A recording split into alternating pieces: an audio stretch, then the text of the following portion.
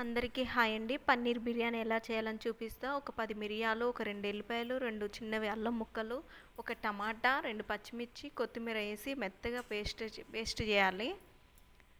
మెత్తగా మిక్సీలో పేస్ట్ అయిన దాన్ని ఒక గిన్నెలో వేసుకోవాలి.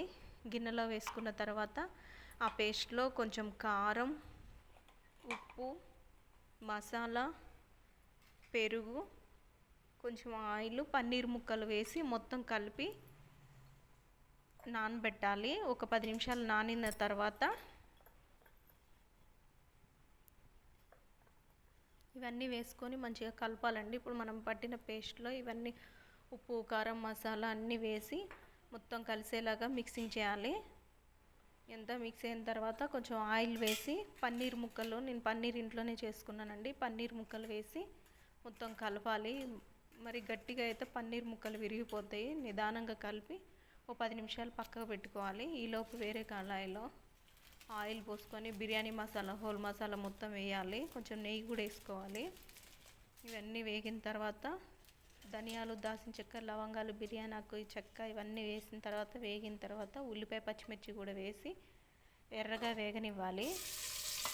వేగిన తర్వాత ఇటు పక్కన రైస్ కోసం నేను బిర్యానీ ఆకు, కొంచెం ఉప్పు, జీరా అవన్నీ వేసి నీళ్ళు బాయిల్ చేశాను. అవి పక్కన రైస్కి రెడీ పెట్టాను. కొంచెం కొత్తిమీర కూడా వేసాను. నీళ్ళు బాగా బాయిల్ అయిన తర్వాత దాంట్లో రైస్ వేసి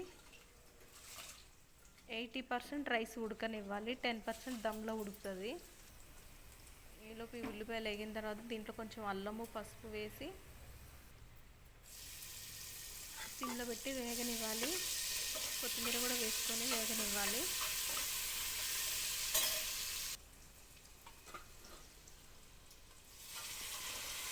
బిర్యానీకి నానబెట్టిన మసాలా ఉన్నది కదా, పన్నీర్ ముక్కలు, అవి సిమ్లో పెట్టుకొని నిదానంగా ఫ్రై కానివ్వాలి. హైలో పెట్టద్దు, అడుగంటుతుంది. సిమ్లో పెట్టి ఇలా మొత్తం ఆయిల్ పైకి తేలే వరకు ఇలా ఉడకనివ్వాలి. ఇలా ఉడికిన తర్వాత రైస్ ఉడికిందేమో చెక్ చేసుకోవాలి.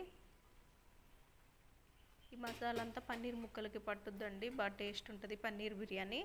కొంచెం కొత్తిమీర వేసుకొని మసాలా కూడా కొంచెం వేసాను. తర్వాత ఉడికిన